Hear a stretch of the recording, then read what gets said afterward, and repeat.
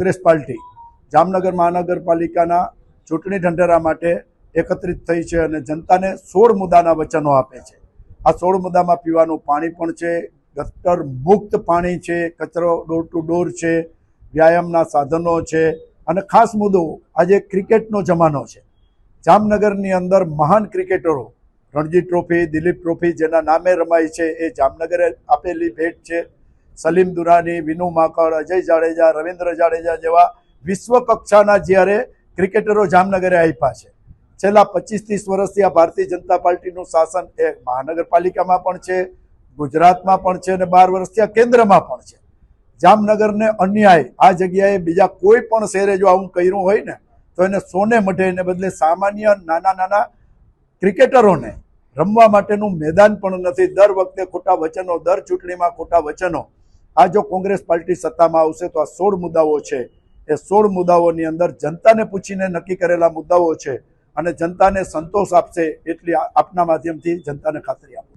એ એક સંખ્યા દેખાડવાની વાત છે। ભાજપ અત્યારે સત્તામાં છે, એની પાસે પૈસા છે, સત્તા છે, કંપનીઓ છે, એટલે દાવો નહોતો કરવો એને કેવડાવ્યું કે ગમે એમ કરીને તમારા વોર્ડમાંથી 25 દાવેદારો એક જે ચૂંટાયેલા છે ને કે તમારે 10 દાવેદારો લઈ આવવાના।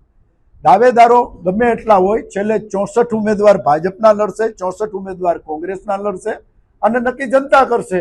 દાવેદારો વધુ હોય કે ઓછા હોય મહત્વનું નથી, ઉમેદવાર 64 બે સમાવી શકે એમ છે। ભાજપ કોઈ 64 વાળા 100 ઉમેદવાર મૂકી શકે એમ છે, કોંગ્રેસ કોઈ 64 વાળા 32 ઉમેદવાર મૂકવાની છે। 64 ઉમેદવાર જનતાની વચ્ચે કોંગ્રેસ પોતાની વિચારધારા લઈને જશે અને જનતા નક્કી કરશે। બાકી આ પ્રોપેગન્ડા છે, પ્રોપેગન્ડા તો ટ્રમ્પે કરે છે, કાલે ઈરાન સમજૂતી કરી લેશે ને આજે કરી લેશે। પ્રોપેગન્ડામાં નથી માનતો। 64 ઉમેદવાર જનતાને આપીશ, જનતાએ મત આપવા કે નહીં જનતાનો અધિકાર છે ને જનતા ઉપર છોડ્યું માનતો નથી। સત્તા માટેની સીધી ટક્કર હોય તો હું ભાણવર લડ્યો, ભાણવરમાં તાલુકા પંચાયત, જિલ્લા પંચાયત, કોર્પોરેશન બધું મારી પાસે હતું અને છતાં હું 3 નંબર આવ્યો। એટલે જેની પાસે કોર્પોરેટરો હોય મત મળી જાય, જેની પાસે સત્તા હોય મત મળી જાય એવું નથી હોતું। એ હરેક ચૂંટણી અલગ અલગ મુદ્દા ઉપર લડાય છે। કોર્પોરેશનની ચૂંટણી લોકલ મુદ્દા ઉપર લડાય છે, રાજ્યની ચૂંટણી અલગ મુદ્દા ઉપર લડાય છે અને કેન્દ્રની ચૂંટણી પણ અલગ મુદ્દા ઉપર લડાય છે। બીજેપી પાસે યુપીની અંદર સરકાર છે, એટલા ધારાસભ્યો છે, છતાં સંસદમાં એમની હાલત શું થઈ?